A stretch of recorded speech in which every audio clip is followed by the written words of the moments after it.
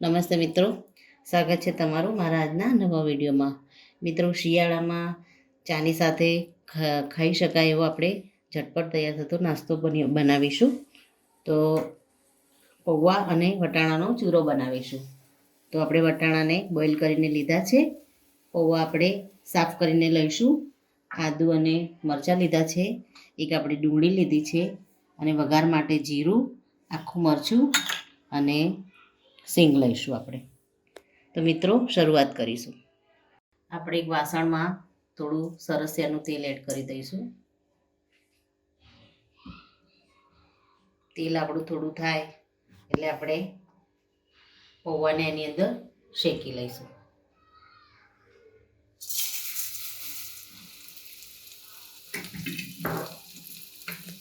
થોડી આપણે ટેસ્ટ મુજબ મીઠું એડ કરીશું એમાં, અને આપણે થોડી હળદર એડ કરી દઈશું. અને પૌવાને આપણે હલાવી અને એને એકદમ ધીમા ગેસ ઉપર શેકી લઈશું.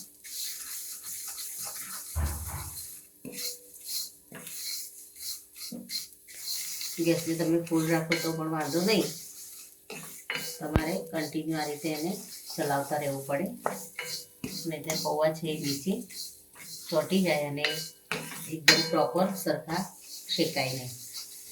તો આ રીતે આપણે એને ચલાવતા રહીશું.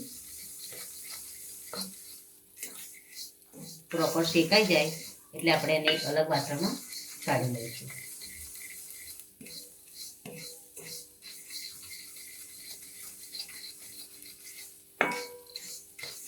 મિત્રો, તમે જોઈ શકો છો આપણે પૌવાને એકદમ સરસ રીતે ધીમા તાપે શેકી લીધા છે.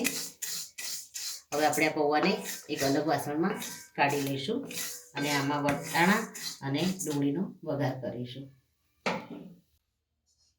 મિત્રો, આપણે હવે એ જ કઢાઈમાં ફરી થોડું સરસિયાનું તેલ એડ કરીશું.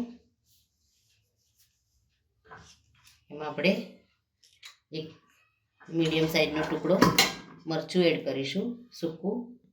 થોડું આપણે એમાં જીરું નાખીશું.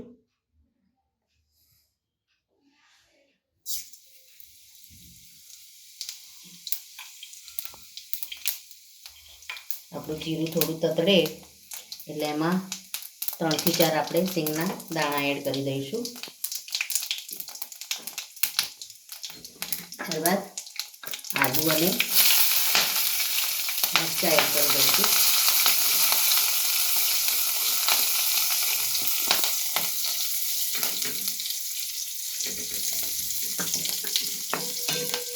ત્યારબાદ આપણે ડુંગળી એડ કરી દઈશું.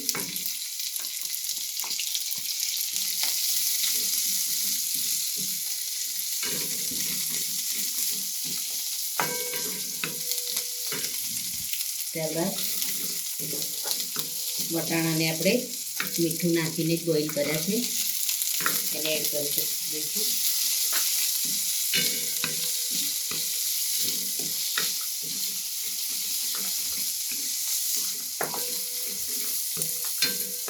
ટેસ્ટ કરી અને તમારે ડુંગળીના ભાગનું મરચું એડ કરવું હોય તમે કરી શકો છો, પણ આપણે વટાણાને મીઠું નાખીને જ બોઇલ કર્યા છે. અને પૌવામાં પણ આપણે પૌવાને શેકતી વખતે પણ એમાં મીઠું આપણે એડ કર્યું છે. આપણે ઢાંકી અને 1 મિનિટ માટે થવા દઈશું. મિત્રો, આપણે ચેક કરી લઈશું. આપણે વટાણાને બોઇલ કરીને લીધા છે એટલે વટાણા વધારે કૂક કરવાની જરૂર નથી અને ડુંગળી તો એકદમ જલ્દી કૂક થઈ જાય છે. હવે આપણે આની અંદર જે પૌવા આપણે રેડી કરીને રાખ્યા છે એ આપણે એડ કરી દઈશું.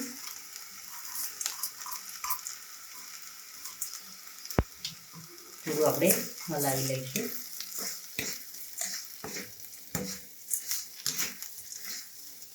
મિત્રો, આ એકદમ ઝટપટ થઈ જતો નાસ્તો છે. તમારે બહાર નાની મોટી પિકનિકમાં પણ તમે આને લઈ જઈ શકો છો. एकदम क्रिस्पी તૈયાર થાય છે. ઉપરથી આપણે એક લીંબુનો રસ નીચોવી દઈશું. ગેસને આપણે બંધ કરી દઈશું.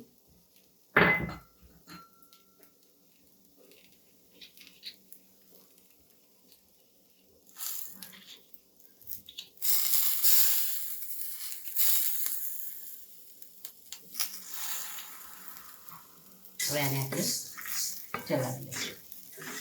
તમારે ગળ્યું ખાતા હોય તો તમારે સાધારણ ખાંડ એડ કરવી હોય તો તમે એના કરી શકો છો. એનાથી પણ ખૂબ જ સરસ ચટપટો ટેસ્ટ આવે છે. આપણે લીંબુને થોડું એડ કરી દીધું છે. હવે આપણે ઉપર 3 થી 4 આપણે દ્રાક્ષ એડ કરી દઈશું. અને હવે આપણે આને સર્વિંગ બાઉલમાં લઈને ગરમા ગરમ ચા સાથે સર્વ કરી લઈશું. મિત્રો, રેડી છે આપણું ચા સાથે ખાઈ શકાય એવો પૌવા અને વટાણાનો ચૂરો. તો મિત્રો, આ સાથે મારો આ વિડીયો અહીંયા પૂરો થાય છે. મારો આ વિડીયો જો તમને ગમ્યો હોય તો લાઈક કરો, શેર કરો અને તમારી ચેનલ દેશી સ્પૂનને સબસ્ક્રાઈબ કરવાનું ભૂલશો નહીં. અને કમેન્ટમાં જરૂરથી લખો કે આ ઇઝી રેસીપી તમને કેવી લાગી. ફરી મળીશું એક નવા જ વિડીયો સાથે. ત્યાં સુધી આવજો મિત્રો. Thank you.